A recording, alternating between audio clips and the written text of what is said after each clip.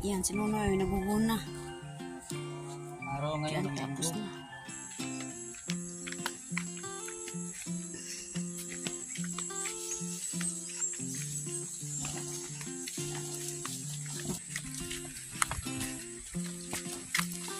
Okay, Primo, ilabas mo yung lakas mo. Right, magandang umaga sa lahat at papunta tayo ngayon sa ilog at magsasaking kami ni Nunoy kasi mag-deliver kami doon sa bayan kasi kahapon nagkuwari kami doon sa ilog, nagpatuyo kami doon at ngayon magsaking kami.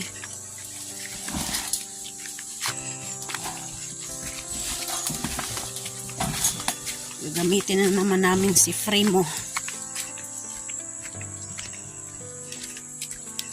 para ibiyahe namin sa bayan.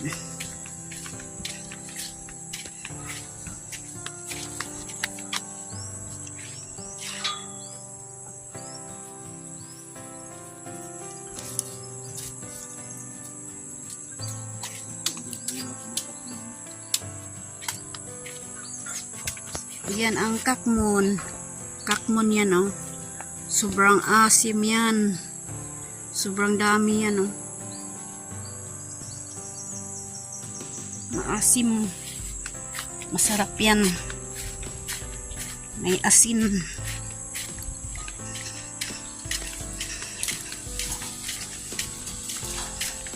Yun ang kakmon. Ang tawag sa amin dito, kakmon. Iring tsaka sa Bisaya iring tsaka bulan. Kakmon. Iring at buwan. Pusa at buwan.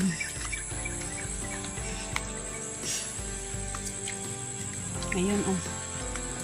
Alas 7 pa lang ng umaga. Sobrang ang init.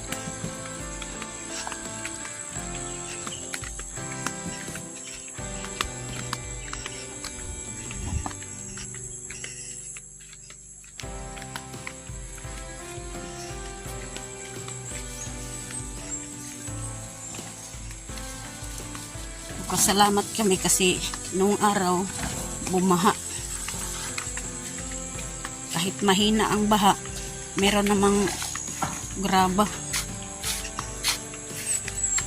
Meron naman makuha.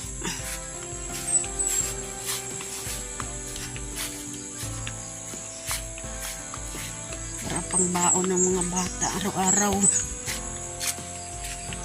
Ngayon, sobrang linab ng tubig dito sa ilog.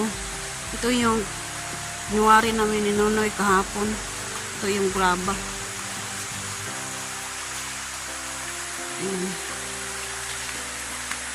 Linaw, puting-puti yung tubig. Alright. Ayan. Ito ngayon, oh. Ito yung isaking namin ni Nunoy. Kasi dalhin namin doon sa bayan. At yung pinsan ko naglalaba dyan, oh. Dito sila naglalaba sa ilog. At yung tita ko yan. Yan. Alright. Naglalabas sila dito kasi sobrang linaw na ang tubig dito sa ilog. Yan. Noong araw, bumaha. Kaya yung mga kahoy, oh. Yan. Nandyan lang yung mga kahoy kasi may bato dyan. Nakabangil ba? Yung bato.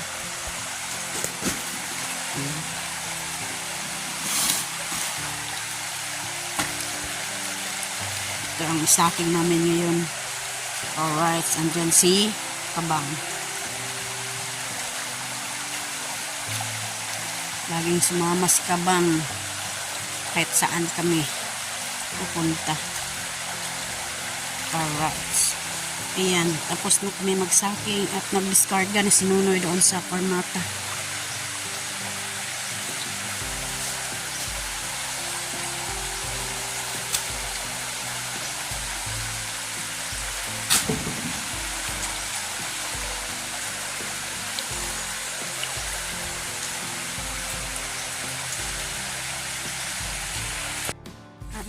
minutes, magdi-deliver na kami.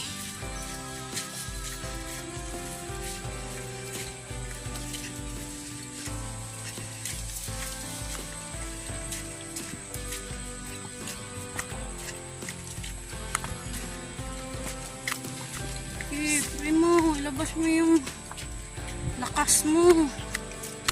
Kasi ilang araw ka hindi nagamit.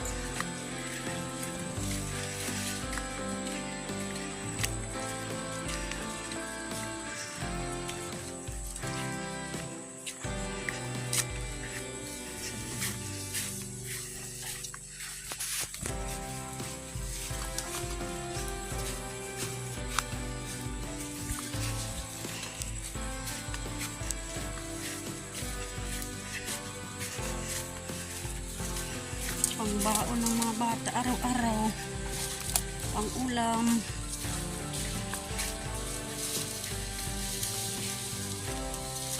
Kahit pa paano, may baon sila araw-araw.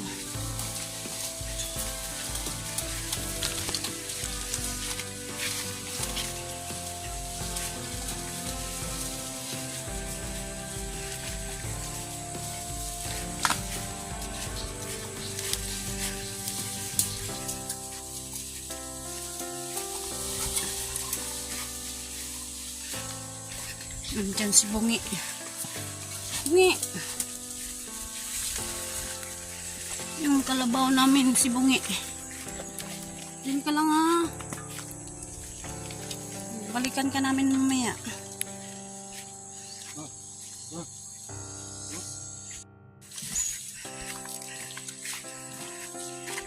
Yan si Primo.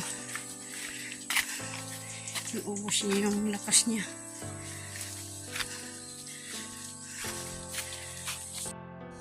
Alright, magandang umaga sa inyo lahat at andito kami ngayon sa Seward Village. Naguguna kami. Tinapos lang namin yung hindi namin natapos na guna noon.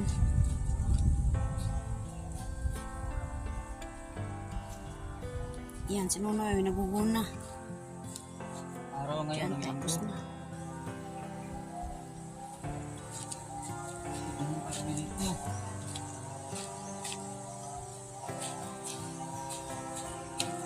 Konti na lang natira yung damo.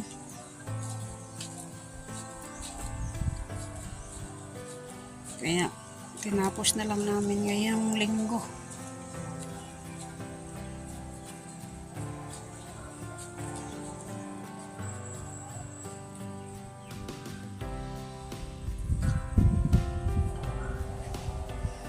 Hirap ng mayaman tayo. Binaliktad.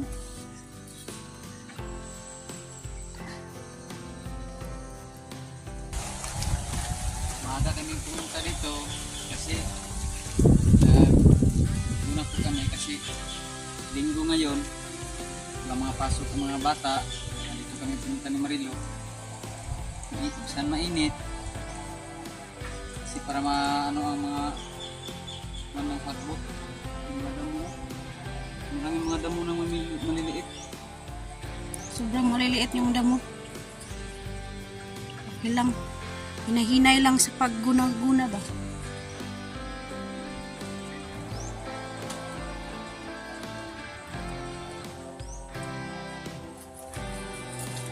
Sobrang init na naman ngayong umaga.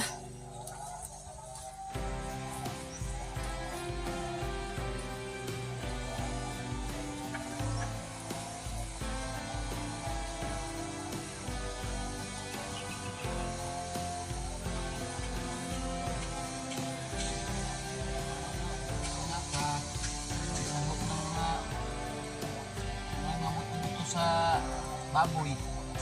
Baboy. O may mga unod. Pangsahog ng karing baboy.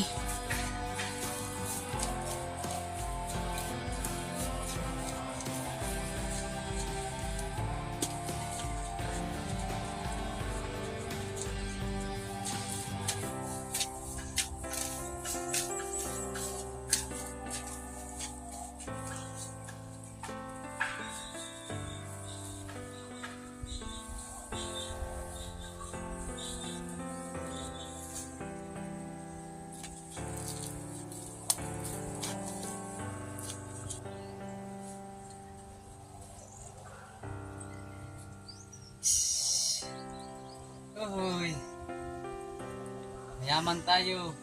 Sobrang yaman mo. Sobrang Kaya, yaman. Iigo tayo ng init. sobrang yaman ni Nunoy, oh. Kung pobre lang ako, hindi ko dito sa humawak sa yuta. Sa Kasi lu- mayaman man ako. Hindi ka hawak ng lupa. Hmm. Sobrang yaman mo, di. Naguguna ka na dyan. Buguna ako kay sobrang yaman.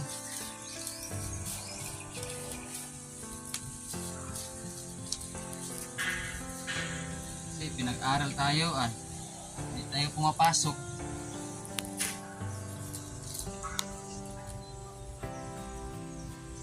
Kasi pinaaral ka sa ama mo. Kukuha ka namang biyabas. Namiyabas mo ka. Tayo ng biyabas.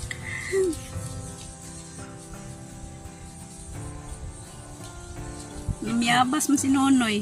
Ito yun ang napala. Kaya dyan siya bagsak. Okay lang.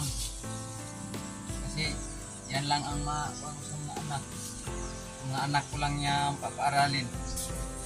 Kasi tagamtam ko na ang Ang hirap. wala tayong Nandun si Kabungot, oh. At saka si Torn James, nandyan sa bahay niya. Bago lang lang Torn James na pumunta dyan sa kanilang bahay. Nandun si Torn James, oh. Andyan, bumisita si Torn James sa kanyang bahay. Nancy, kabungot. Oh, nandyan si Kabungot. Bumisita rin si Kabungot sa kanyang pato. Tapos pala paghatod sa iyang kuya ni Idol. Kasi hindi kami nakapicture ni Idol. Ngayon pala ang umuwi si Juan, Idol, si Jaffer Sniper, Oh. umuwi sa Manila. balik agad, hindi kami nakapag-picture sa kanya kasi po Bumalik siya agad sa Manila, bumalik si kasi Jaffer mahiya po Sniper. kami na punta kayo marinig na nadaan si Jaffer. So, hindi kami nilang basta-basta yan lumapit tayo kasi mahiya tayo.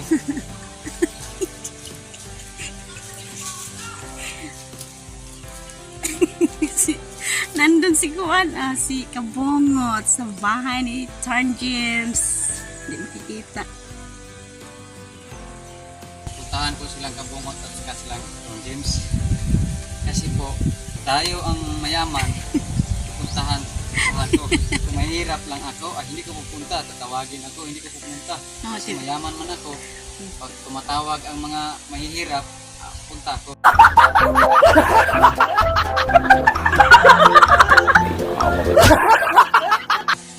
Okay. Mayaman po ako. Alright. Puntahan ni Nunoy si Torn James saka si Kabungot. Nandun si Kabungot sa bahay ni Torn James. Kasi dinakip yung mga manok ni Torn James dito sa Sword Village. Kasi gumala-gala na yung mga manok ni Torn James. Kaya tinawag si Nunoy dito. Siguro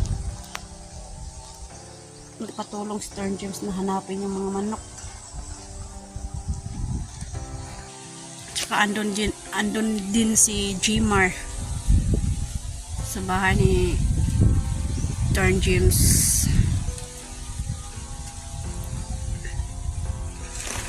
At ako naman, tuloy muna ako na magguguna dito.